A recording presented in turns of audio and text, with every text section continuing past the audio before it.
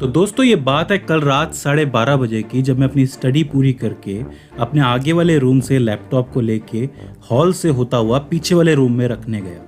Laptop रखते वक्त एक कमाल की चीज़ मैंने नोट की, वो ये थी कि आगे वाले रूम का टेम्परेचर काफ़ी कम था और उसके मुकाबले हॉल का टेम्परेचर थोड़ा ज़्यादा था और पीछे वाले रूम का टेम्परेचर सबसे ज़्यादा था।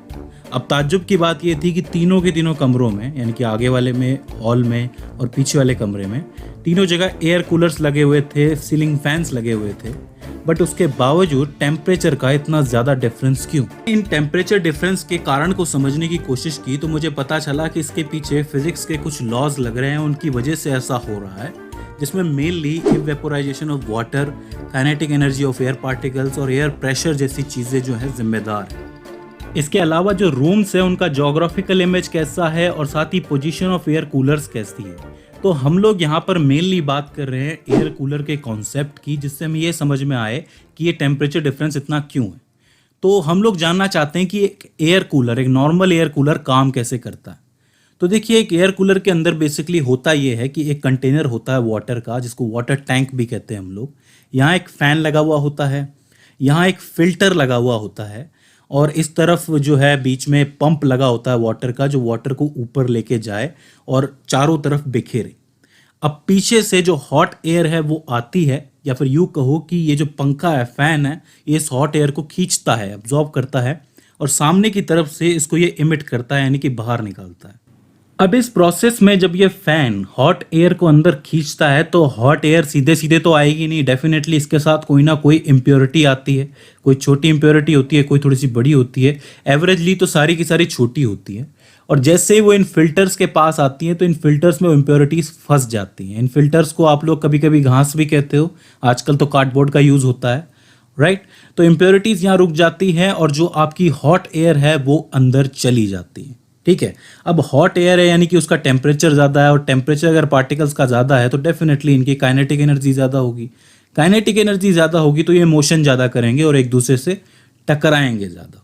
अब इस बीच होता ये है कि ये वाटर पंप अपना जो पानी है, इलेक्ट्रिसिटी की मदद से ये पानी ऊपर चढ़ता है और इन फिल्टर्स के आसपास गिरता है।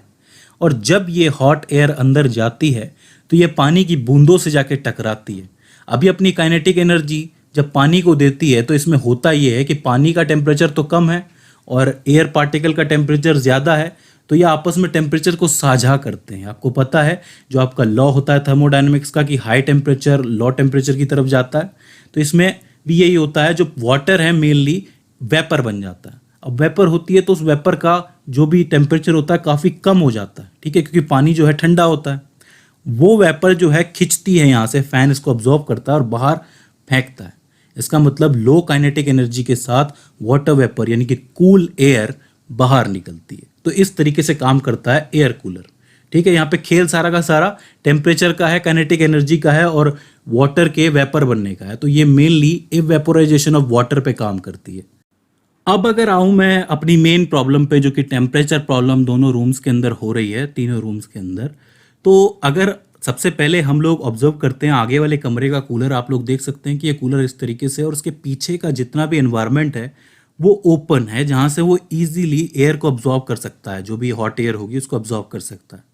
अब जहाँ ये एयर देता है उसके जस्ट बगल में एक दरवाज़ा है और खिड़कियाँ भी हैं, जहाँ से एयर का अंदर आना जाना चलता रहता है। तो इसका मतलब इसके लिए फ्रेश एयर का जो रास्ता है वो अपने आप खुला हुआ है। लेकिन जब आप पीछे वाले रूम में, जिसका टेम्परेचर सबसे ज़्यादा है, वहाँ आते हो, वहाँ पर प्रॉब्लम ये है कि जो आपका कूलर है उसके जस्ट पीछे एक वॉल है जहाँ पे एक दूसरा घर बना हुआ है, राइट। अब प्रॉब्लम ये है कि ये जो कूलर है वो ठीक तरीके से एयर को अब्जॉर्ब नहीं कर पाता है इसकी वजह से। हालांकि इसकी एयर के लिए ऊपर का एक रास्ता बना हुआ है, आप लोग देख सकते हैं, इस जगह से एयर इजीली आ सकती है, बट स्टिल ये बहुत मुश्किल है क्योंकि एयर को अब्जॉर्ब करने के 3 रास्ते हैं, एक राइट में, एक लेफ्ट में, एक बैक में, यानी कि पीछे की तरफ है, राइट। लेकिन यहाँ पर अगर आप थोड़ा सा और ठीक से ऑब्जर्व करोगे तो असली प्रॉब्लम ये नहीं है। असली प्रॉब्लम ये है कि दोनों कूलर का जो फेसिंग है वो एक दूसरे के सामने है, यानी कि अपोजिट डायरेक्शन में। अब अगर मान लो कि आगे वाला कूलर बाहर से अब्जॉर्व करता है एयर को, फ्रेश एयर को, और वो उसे कूल करके अंदर की तरफ छोड़ता है, तो डेफिनेटली एयर रुकने वाली तो है नहीं, वो पूरे घर में जाएगी, पीछे की तरफ जाएगी। लेकिन उसी टाइम पे उसी सिचुएशन में ऐसा हो जाए कि पीछे वाला कूलर ऊपर से एयर को अब्जॉर्व करे और ऐसी सिचुएशन में वो कूल एयर को आगे की तरफ फेंके। अब यहाँ पे बात यह है कि पीछे वाले कमरे से एयर के निकलने के लिए उतने रास्ते नहीं है, क्योंकि एक रास्ता है जहाँ से अब्जॉर्ब हो रही है एयर, जाने के लिए बाहर निकलने के लिए भी तो रास्ता होना चाहिए भाई। आगे वाले रूम से जब एयर आती है तो वो हॉल में आती है, हॉल के अंदर भी कमरा है, वहाँ से बाहर निकल सकती है, लेकिन पीछे वाले रूम की जो एयर है वो बाहर निकल नहीं पाती। अब ऐसे में एयर की दो डायरेक्शन हो जाती है, एक वो आगे वाले कमरे से पीछे वाले कमरे की तरफ आए और एक पीछे वाले कमरे से वो आगे वाले कमरे की तरफ जाए। लेकिन बात यह है कि एक ही जीतेगी। उसका कारण ये है कि आगे वाली एयर जो है उसके लिए एरिया ज़्यादा है, मतलब उसके लिए बहुत ज़्यादा रास्ते खुले हुए हैं जहाँ से वो इजीली अब्जॉर्ब हो सकती है, बाहर निकल सकती है। पीछे वॉल है, ठीक है। तो ऐसे में ये जो एयर्स होती हैं ये बट जाती हैं काइनेटिक एनर्जी की वजह से। आगे वाले कमरे में ठंडी हवा है तो वहाँ पे एयर पार्टिकल्स की काइनेटिक एनर्जी कम होती है, बीच वाले कमरे में थोड़ा सा ज़्यादा होती है और पीछे वाले कमरे में सबसे ज़्यादा होती है, क्योंकि एयर की दो डायरेक्शन हो जाती है, ठीक है। अब बीच वाले कमरे में क्या होगा, एक तरफ से तो आगे की ठंडी हवा आ रही है, एक तरफ से पीछे की गर्म हवा आ रही है, राइट। तो ऐसे में बीच वाले की क्या होती है, जो है एवरेज हो जाती है, मतलब मीडियम हो जाती है। तो ऐसी सिचुएशन में मैंने एक सॉल्यूशन बताया अपने घर वालों को कि हम ये करते हैं कि तीनों एयर कूलर्स की जो डायरेक्शन है एयर देने की उसको सेम कर देते हैं। आगे से एयर अब्जॉर्ब हो, दूसरा कूलर हो, तीसरे कमरे में तीसरा कूलर हो, इस तरीके से फिर वो बाहर निकल जाएगी। ये जो रास्ता है यहाँ से इजीली एयर बाहर निकल जाएगी।